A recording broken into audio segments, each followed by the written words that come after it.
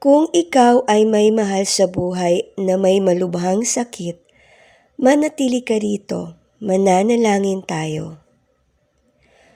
Aming mapagmahal na Ama sa langit, lumalapit po kami sa iyo ngayon na may mga pusong mabigat, ngunit patuloy na kumakapit sa iyong pag-ibig.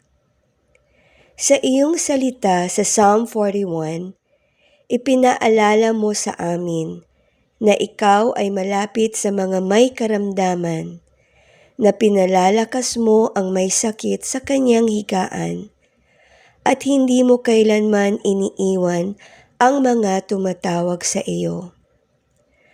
Panginoon, inihaharap po namin sa iyo ang anak na matinding naghihirap. Nakikita mo ang kanyang sakit, ang panghihina ng kanyang katawan, ang mahahabang gabi, ang mga luhang hindi niya masabi. Ama, ipatong mo po ang iyong kamay ng kagalingan sa kanya. Hipuin mo ang bawat bahagi ng kanyang katawan na may karamdaman. Ibalik mo ang lakas na kinuha ng sakit.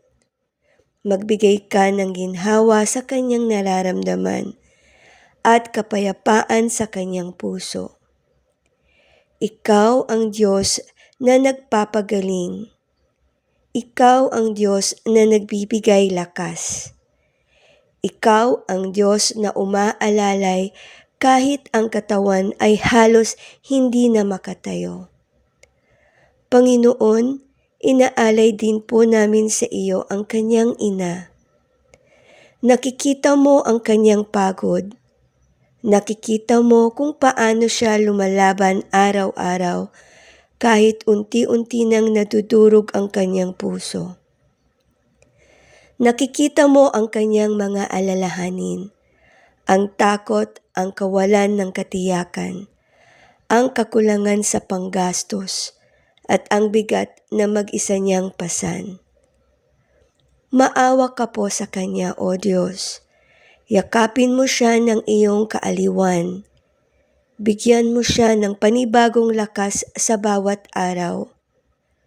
Kapag wala na siyang lakas na maibigay, ikaw nawa ang maging sandigan at kanlungan niya. Tulad ng sinasabi sa iyong salita, palalakasin siya ng Panginoon sa kanyang higaan ng karamdaman at siya'y muling bibigyan ng lakas. Panginoon, ito po ang pangakong aming pinanghahawakan ngayon. Ibigay mo po ang kanilang mga pangangailangan sa gamot, sa pagkain, sa pang-araw-araw na pag-aalaga, at sa bawat bukas na kanilang kinatatakutan. Punuin mo po ng iyong presensya ang silid na puno ng karamdaman. Palitan mo po ng pag-asa ang panghihina. Ipadama mo ang iyong kapayapaan sa higaan, sa tahanan at sa buong pamilya. Ama, kahit hindi pa agad dumarating ang kagalingan, ipadama mo po sa kanila na sila'y hindi nakalimutan, hindi iniwan, at hindi kailanman hindi mo nakita.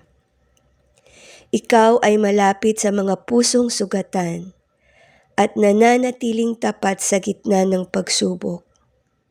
Inilalagak po namin sa iyong mga kamay ang anak.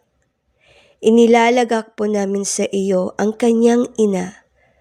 At kami nagtitiwala na ang iyong habag ang magdadala sa kanila sa bawat araw-araw na daraan.